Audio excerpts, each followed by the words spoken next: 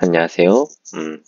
이번 시간에는 전기 제동에 대해서 한번 이야기를 해보도록 하겠습니다. 제동이라는 것은 어떠한 물체를 멈추게 하는 것을 제동이다라고 이야기를 할 수가 있겠고요. 그래서 영어로는 이제 브레이킹이다라고 그렇게 이야기를 합니다. 전에 제가 이제 기동에 대한 이야기를 했었을 때 기동이랑 전원의 상태와 그리고 이제 회전의 상태를 가지고 이제 전동기의 네 가지의 상태를 이야기할 수 있다고 했습니다. 그래서 전원이 인가되어 있느냐, 인가되지 안 있느냐, 그리고 회전을 하고 있느냐, 회전하지 않느냐를 가지고 이야기할 수가 있고, 그래서 전원이 인가되어서 전원이 이제 인가된 상태에서 회전을 하고 있으면 운전 상태라고 볼 수가 있겠죠. 운전하고 있다라고 이야기를 할 수가 있습니다.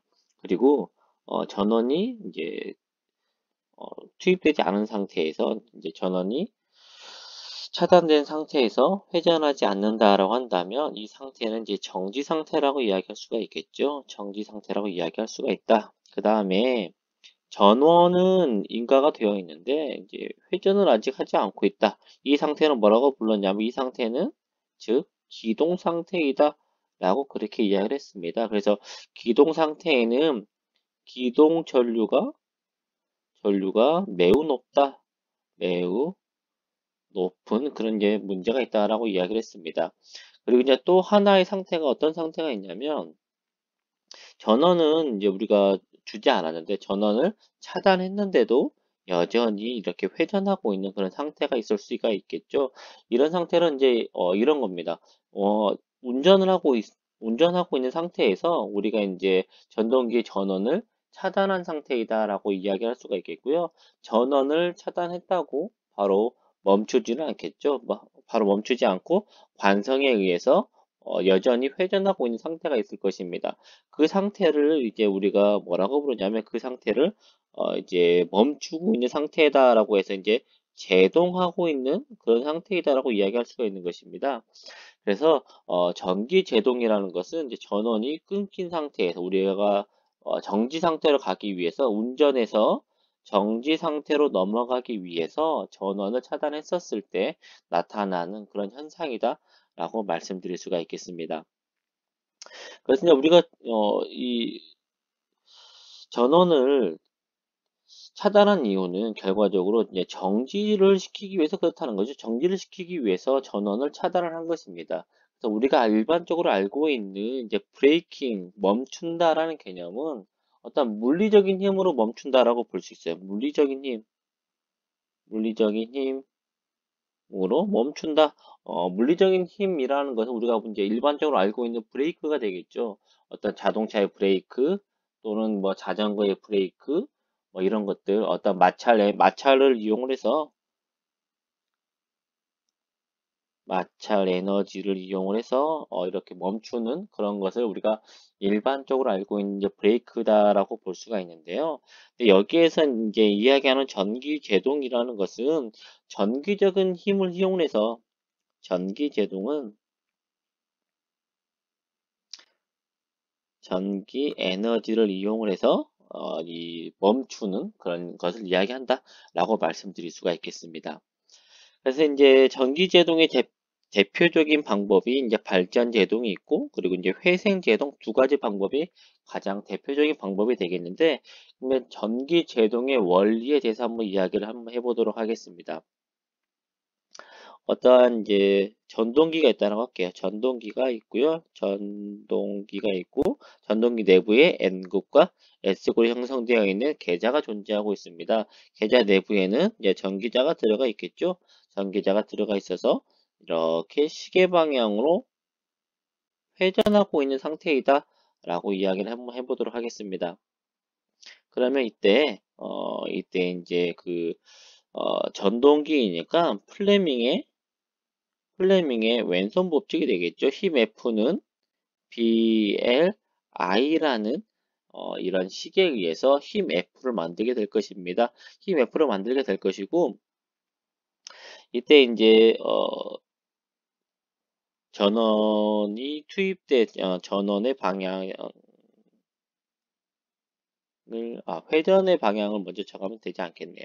회전의 방향을 나중에 정하고 전원의 방향을 정해야 되겠네요. 전원을 N극에서는 들어가는 방향, 그리고 S극에서는 한 바퀴 빙 돌아서 이렇게 나오는 방향에 전류가 흐르고 있다라고 이렇게 이야기를 한번 해보도록 할게요. 그러면 이제 플레밍의 왼손 법칙에 의해서 자속은 N극에서 S극 방향으로 자속 밀도가 향하는 방향이 될 것이고, 그리고 전류의 방향은 앞쪽에서 뒤쪽으로 향하는 전류의 방향이 될 것입니다. 그러면 전류의 방향과 자석 밀도의 방향이 정해졌으니까 힘 F의 방향을 정해보게 되면 FBI에 의해서 힘 F는 아래쪽 방향이 되겠죠. 힘 F는 아래쪽 방향이 될 것입니다. F는 아래쪽으로 향하는 힘 F가 만들어지게 되는 것이죠. 지금 N극 밑에 있는 이쪽 전류에 의해서 나타나는 방향이 됩니다. 그런데 이때 어떤 이제 현상이 벌어지게 되냐면, 이겁니다.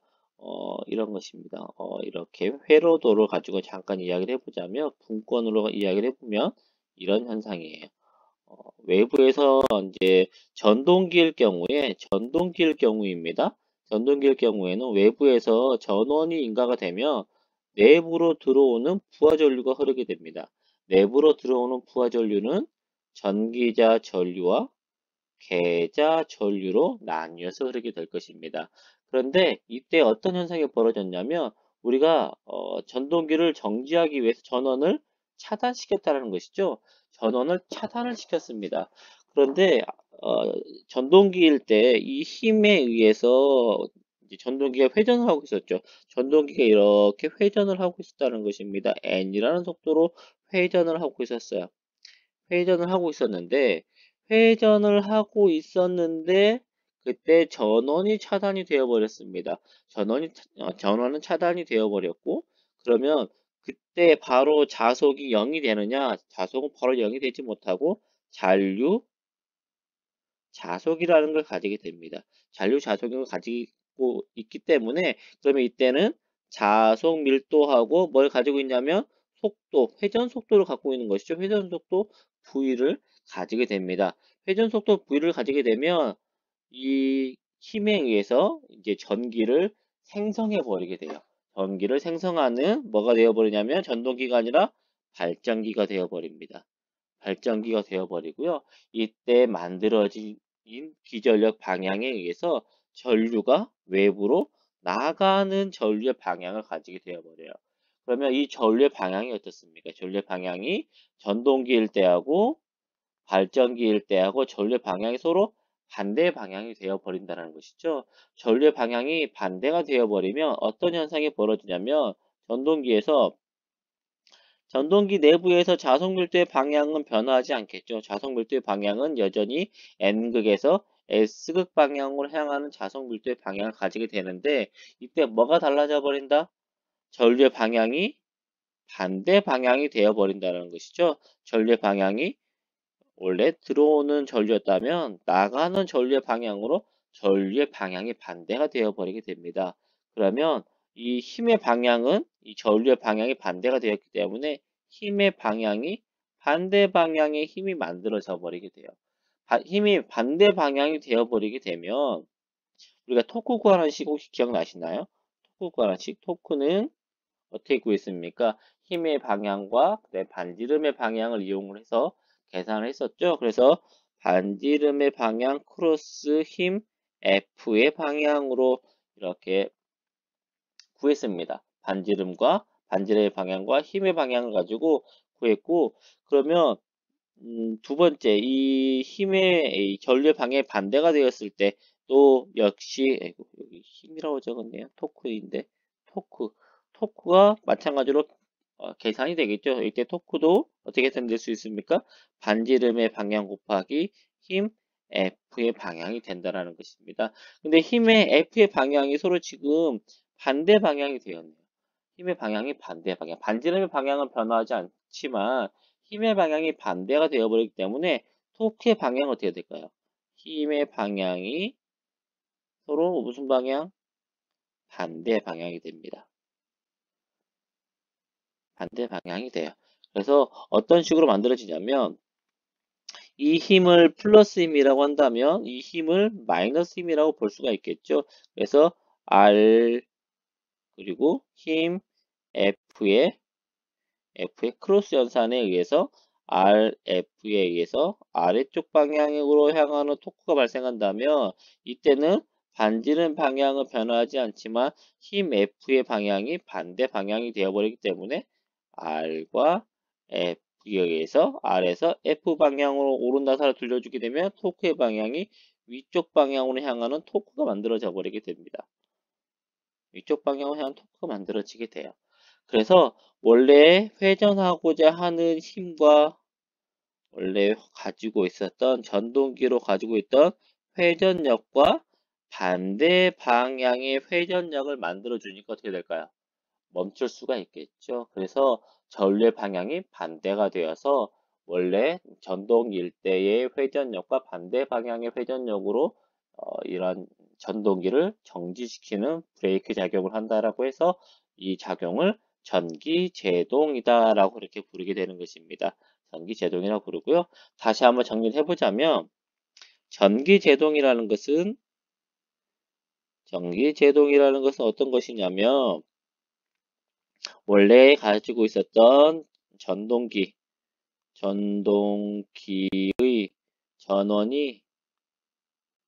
전원이 차단되면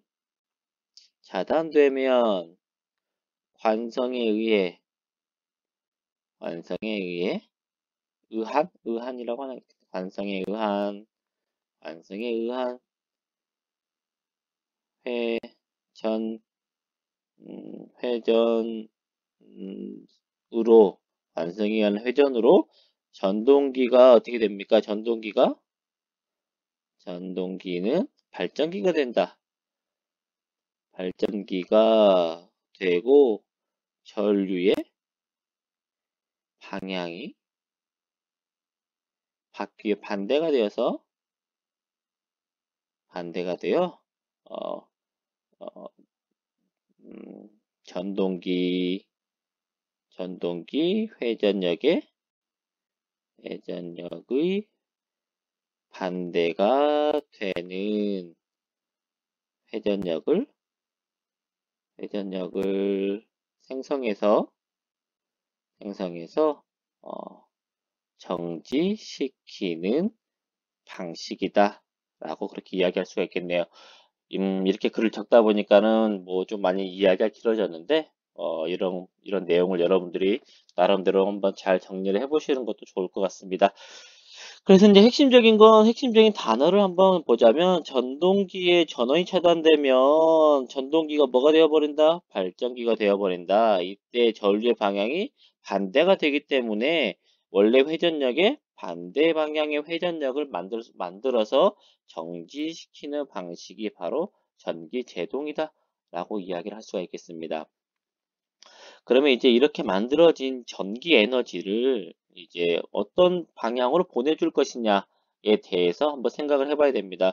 왜냐하면 이 전기 에너지가 나갈 길이 없다면 이 전기 에너지가 외부로 이렇게 나가줘야지만 되겠죠. 전기라는 것은 어떤 폐회로를 구성해야지만이 전류가 흐를 수 있게 됩니다. 하지만 만약에 계좌도 끊어져 있고 그리고 이제 부하축도 끊겨져 있다라고 한다면 전기자에서 만들어지는 이 발전되는 전류가 외부로 흘러나갈 수 없게 되어서 전류는 흐르지 못하게 됩니다.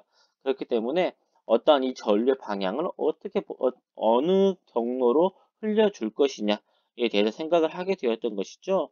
그래서 첫 번째 나와 있는 발전제동이라는 건 어떤 거냐면 발전제동이라는 것은 원래 이렇게 이제 전원이 연결되어 있었을 때 전원이 연결되어 있고 전원이 차단되었습니다. 차단되고 나서 나오는 전류를 이 별도의 저항으로 전류를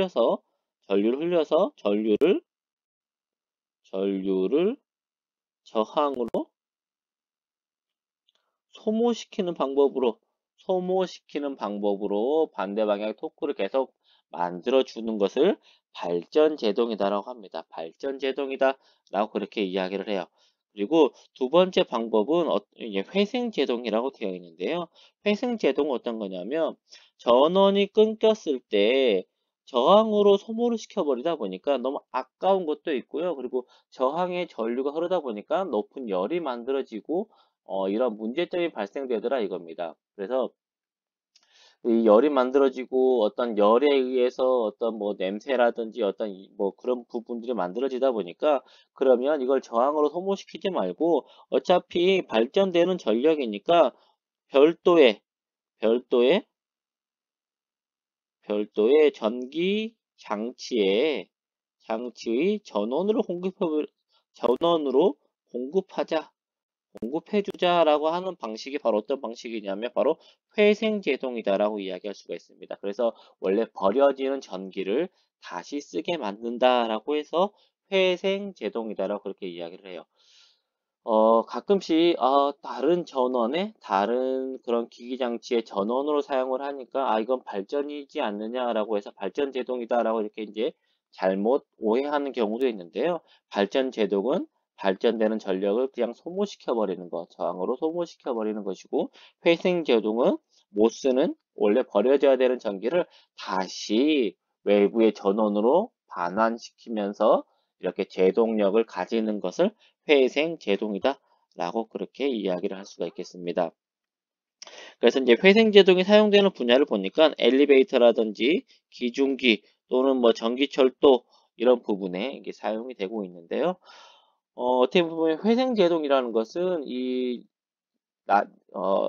앞에서 전원이 차단된 기계장치가 보내는 전력을 언제든지 받을 준비가 되어 있어야 된다라는 것입니다. 그래서 이 전기 에너지를 받을 준비가 되어 있어야지만이 전기가 공급이 될 수가 있겠죠. 그렇기 때문에 항상 연속적으로 뭐 2대 이상의 전동기가 사용되는 분야 또는 전기 에너지를 이렇게 저장할 수 있는 장치를 가지고 있는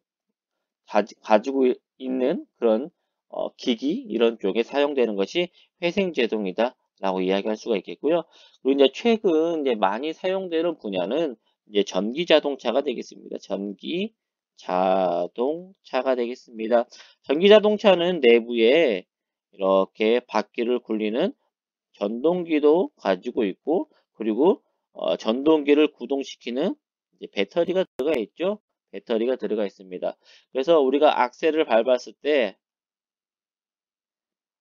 밟게 되면 이 배터리가 전동기에 전기 에너지를 공급해 줄 것입니다. 전기 에너지 공급해 줄 것이고 그리고 우리가 악셀에서 발을 떼는 순간 이 배터리에서 공급되는 전원은 차단이 되겠죠. 공급은 차단이 되고요. 전원이 차단이 되는 순간에 바퀴가 계속 굴러가는 구동력에 의해서 발전기가 뭐로 바뀌게 됩니까? 전동기는 발전기로 바뀌게 되어서 배터리의 전원을 충전하는 그런 방식이 전기 자동차에 사용되는 회생 제동이다 라고 그렇게 이야기할 수가 있겠습니다. 그래서 제동도 하고 그리고 이제 배터리의 일부 충전도 할 수 있기 때문에 이런 에너지를 효율적으로 사용하는 매우 좋은 방식이다 라고 이야기할 수가 있겠습니다.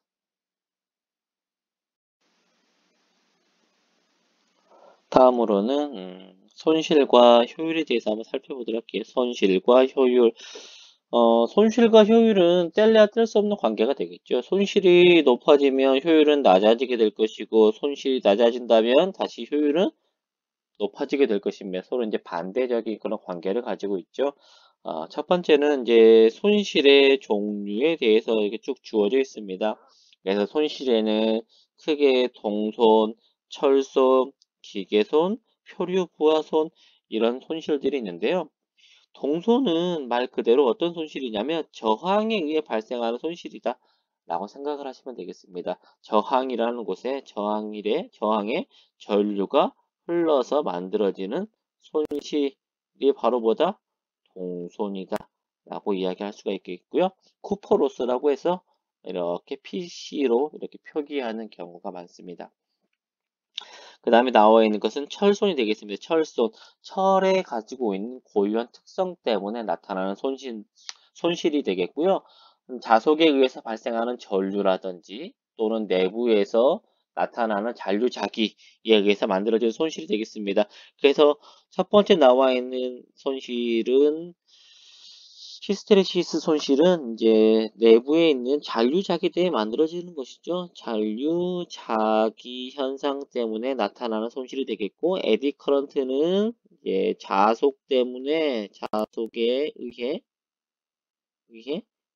생성되는 전류 때문에 만들어지는 손실이 되겠습니다. 자, 예전에 한번 말씀을 드렸었죠. 그래서 두 가지 손실이 철손이 되겠고, 이제 기계손은 이제 기계적인 마찰에 의한 손실이 되겠습니다. 그래서 이제 그리고 마지막에 나와 있는 이제 표류 부하손이다라는 것은 어떤 거냐면 이제 동손, 철손, 기계손을 뺀 나머지 어떤 여러 가지 손실들 이런 손실을 가지고 표류 부하손이다라고 그렇게 이야기를 할 수가 있겠습니다. 맨 첫 번째 이제 동손부터 한번 살펴보도록 할게요. 동손이라는 것은 결과적으로 저항손이잖아요. 저항에 의한 손실인데 그러면 이제 전동기나 발전기에서 저항은 누가 갖고 있냐면 저항은 두 군데 저항이 있었죠. 전기자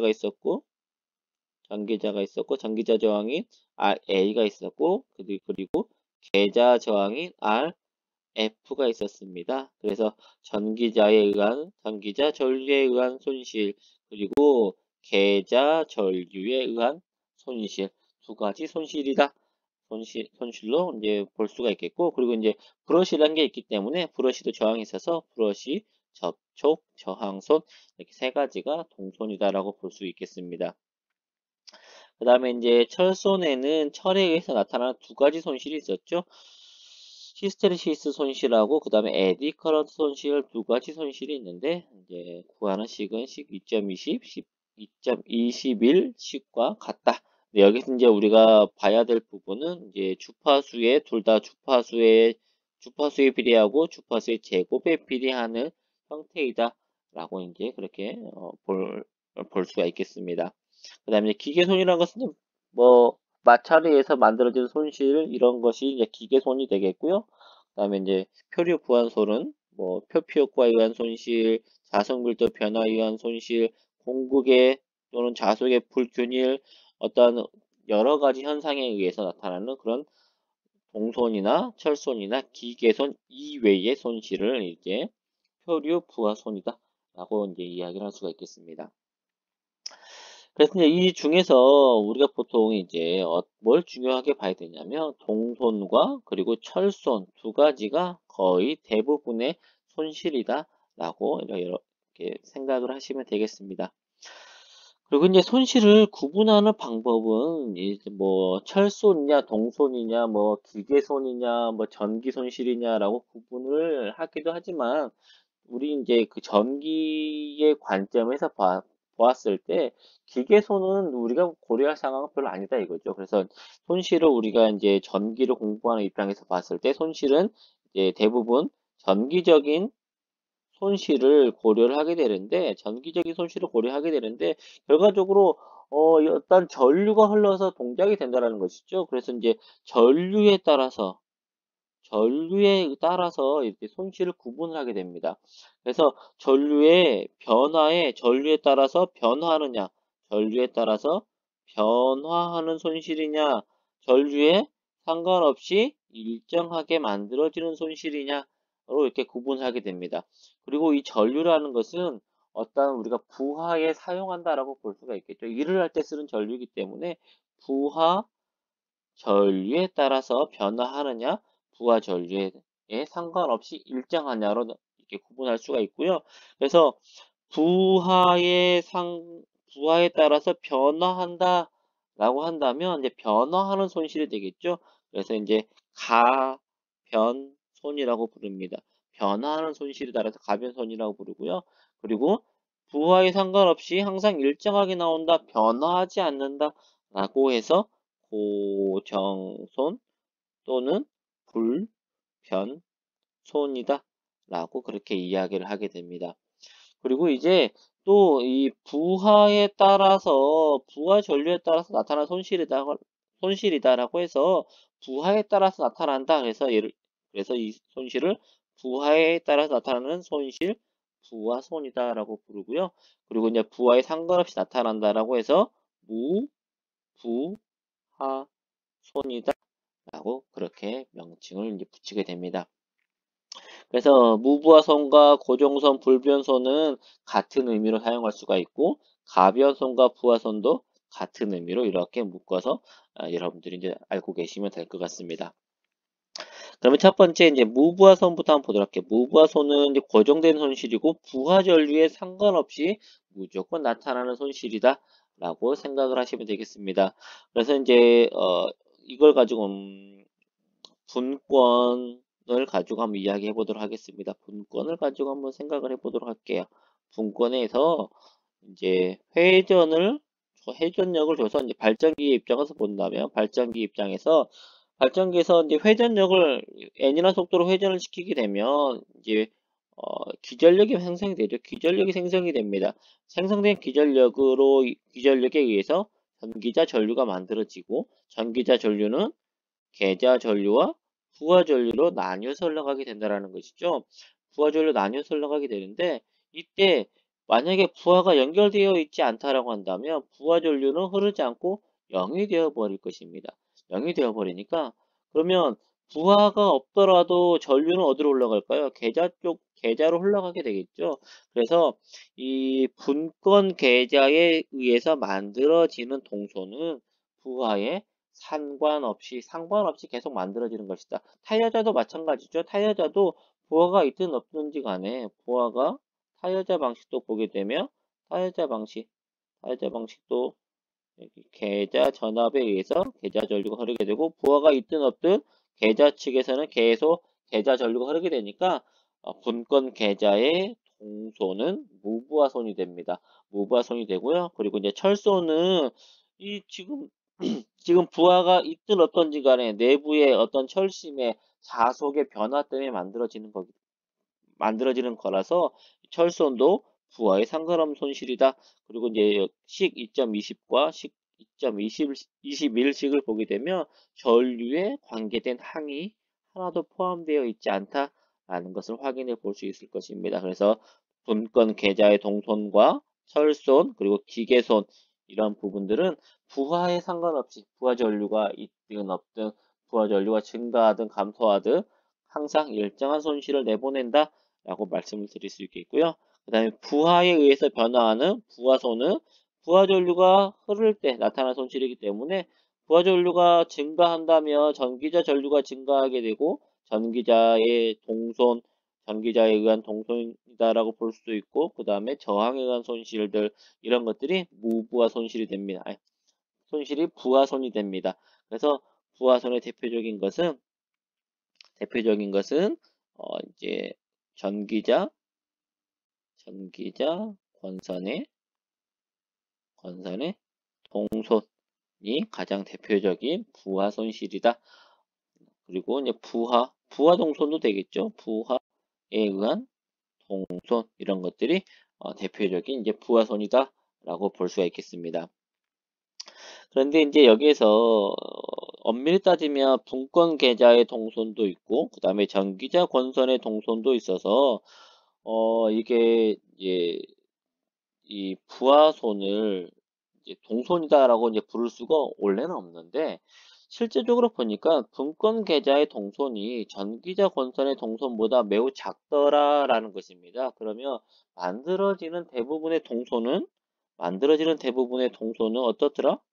대부분의 동손을 부하손으로 봐도 무방하다라고 해서 이제 이렇게 일반적으로 이제 동손은 부하손실이다라고 그렇게 이제 이름을 부르기도 합니다. 근데 엄밀히 따지면 동손은 이제 부하손이긴 한데 동손 중에 계자 권선의 동손은 무부하손이다라는 것만 여러분들이 이제 구분지어서 알고 계시면 될 것 같습니다.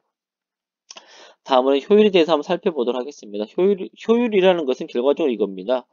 효율은 어떻습니까? 기본적으로 입력분의 출력이잖아요. 그렇죠. 내가 준 입력에 대해서 출력이 얼마큼 나오는지가 바로 효율에 대한 기본적인 식이다 라고 이야기할 수가 있겠습니다. 그래서 입력을 측정을 하고 출력을 측정을 해서 나타난 손실, 이 손실이 바로 실측 효율이다라고 볼 수가 있겠고요. 그 다음에 이제 규약 효율이라는 것은 이제 어떤 거냐면 우리가 전동기나 그리고 발전기나 라고 본다면 어떤 값이 정해져 있냐면 정격이라는 게 정해져 있어요. 정격이라는 게 이제 정해져 있다는 것입니다. 여기서 말하는 정격은 전기적인 정격입니다. 전기적인 정격은 우리가 정격 전압도 있을 것이고, 그리고 정격 전류도 있을 것이고요. 그리고 정격 용량이라는 것도 있겠죠. 그래서 이런 정해져 있는 그런 양이 있다라는 것입니다. 뭐 하나씩 설명을 하자면 정격 전압이라는 것은 어떤 거냐면 여러분들 뭐 콘센트나 이런 데 보게 되면 뭐 정격 전압이 뭐 만약에 110V와 220V를 다 쓸 수 있는 것이다 라고 한다면 100V에서 250까지 뭐 가능하다 VAC라고 이렇게 적혀 있는 것을 여러분들 이제 보실 수가 있을 것입니다. 그 정격 전압이란 어떤 거냐면 동작을 보장하는 전압이다 라고 생각을 하시면 되겠습니다. 그래서 100에서 250 사이에 전압이 들어온다면 나는 동작할 수 있다. 이 장치는 동작할 수 있다. 라는 것을 보장하는 전압이고요. 만약에 100보다 낮은 전압이 들어왔을 때는 동작하지 않을 수도 있고 250보다 높은 전압이 들어왔을 때도 동작하지 않을 수도 있다. 라는 그런 의미로 이제 여러분들이 생각을 하시면 되겠습니다. 그 다음에 이제 정격 전류라는 건 어떤 거냐면 온도가 허용치를 넘지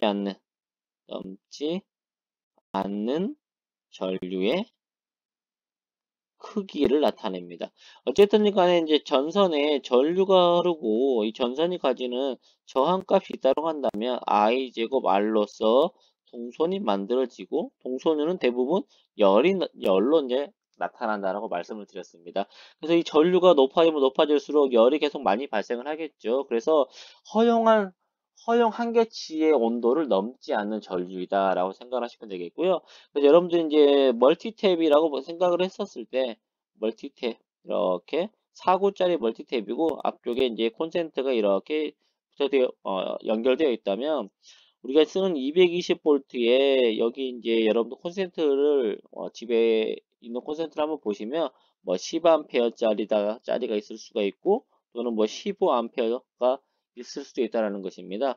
그래서 15A라는 것은 15A를 내가 썼었을 때는 이 이제 콘센트의 온도가 허용치 이상 올라가지 않는다라는 그런 의미가 되는데 만약에 15A짜리에다가 내가 15A를 사용하고 있다라고 한다면 이 5A를 초과해 버린 거잖아요. 그래서 5의 제곱배만큼의 열이 추가적으로 더 많이 만들어지게 되는 것입니다.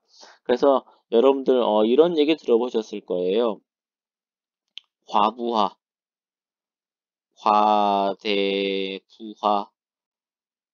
쓰면 안 된다. 뭐 불이 날 수도 있다. 뭐 이런 이야기, 뭐 전기 안전에 대한 이야기를 했었을 때, 그리고 또 문어발식 콘센트를 사용하지 말아라. 여러 가지 콘센트를 묶어 사용하지 말아라. 라는 것을 여러분들이 이제 들어보셨을 거고요. 문어발식 콘센트를 쓰게 되면 병렬 연결이 되어버리기 때문에 전류를 이렇게 다 같이 이렇게 공급받아 버리게 됩니다. 그러면 이 선에 흐른 전류가 증가하기 때문에 이제 너무 과도한 문어발식 콘센트를 사용하지 말라는 것이죠. 이런 것이 이제 전격자나 전격 전류가다라는 것이고요. 그리고 이제 규약효율이라는 것은 이 전격에 대해서 나타내는 효율이다 라고 생각하시면 되겠습니다. 전동기는 전기 에너지를 입력받는 것이죠. 전동기는 전기 에너지를 입력받습니다. 입력받는 그런 기계 장치이고 발전기는 전기 에너지를 출력하는 이런 전기 장치입니다. 그래서 이 전기 에너지의 입력 값을 전동기는 이 입력되는 값을 정격으로 정해주고요. 그리고 발전기는 출력되는 값을 정격으로 가지고 있습니다.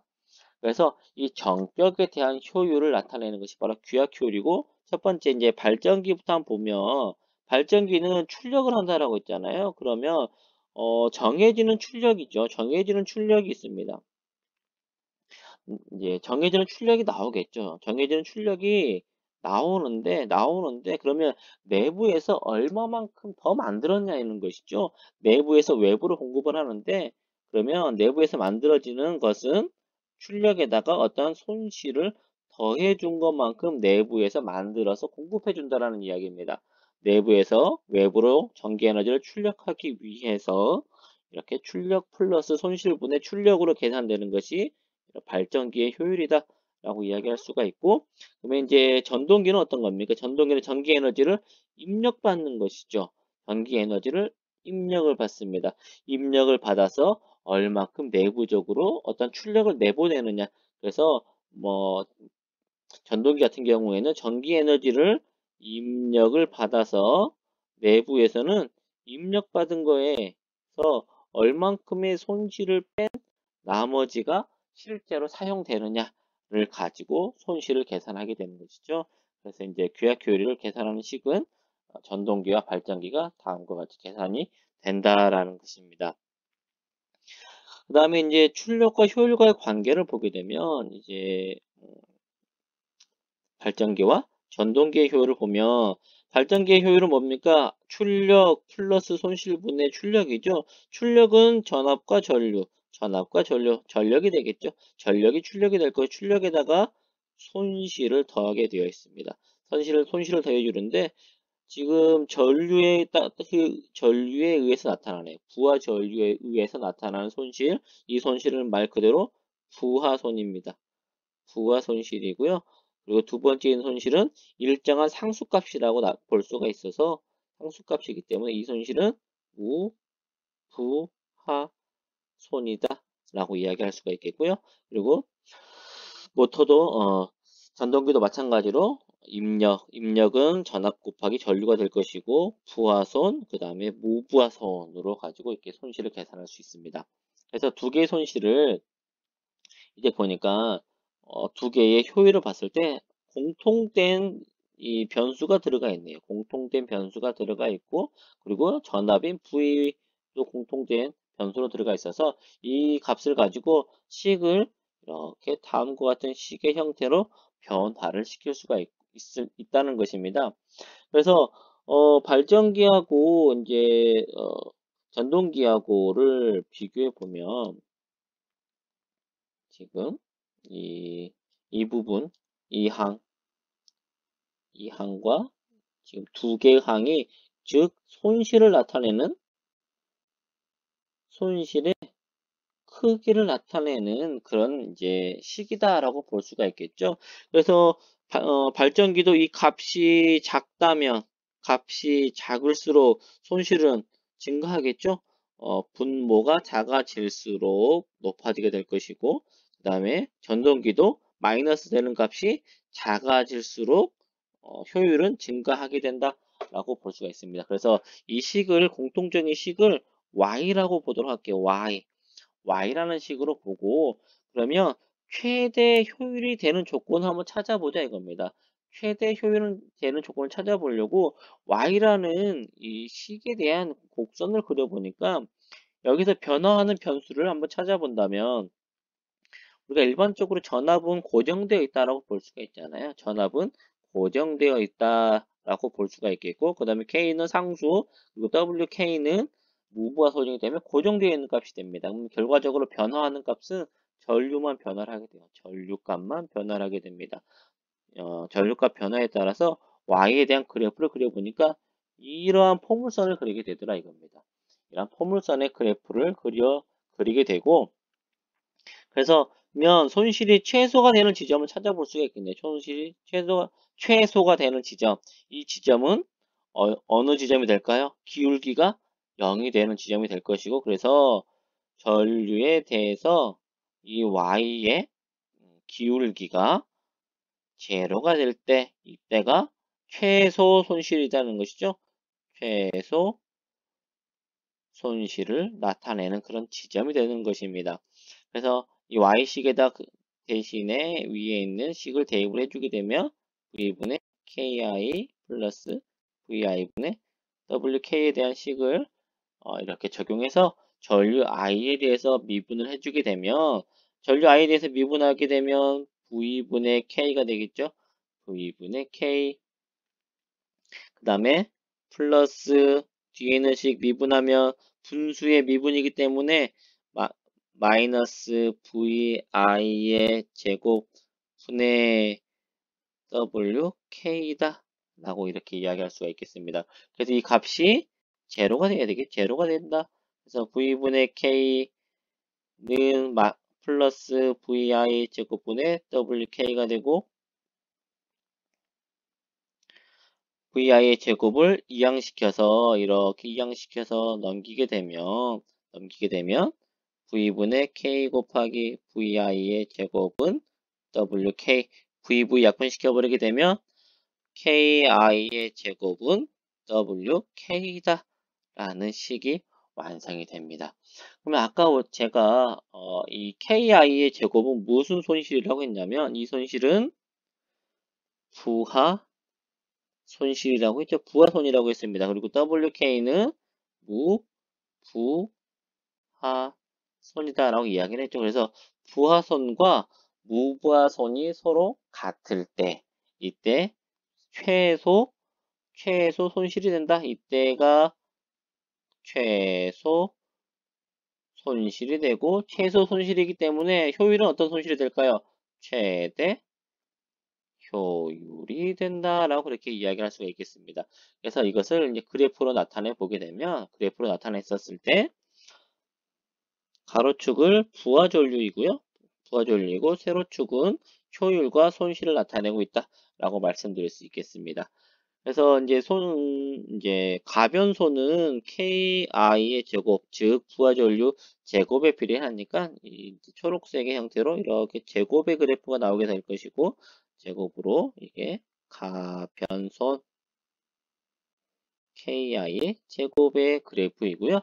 고정 손실이라는 것은 항상 일정하게 나오는 거잖아요. 부하에 상관없이 일정하기 때문에 이렇게 일정하게 나오는 손실 고정손 WK 손실이다. 그래서 두 값이 서로 같았을 때 어떻게 된다? 효율이 점차적으로 증가해서 최대 효율 지점이 된다. 라는 것이죠. 그래서 이 지점을 넘어서 버리게 되면 다시 효율은 줄어들게 됩니다. 이게 바로 손실과 효율의 관계, 그리고 이제 직류 전동기, 직류 발전기에서의 최대 효율이다. 라고 말씀드릴 수 있겠습니다. 오늘 여기서 마치도록 할게요.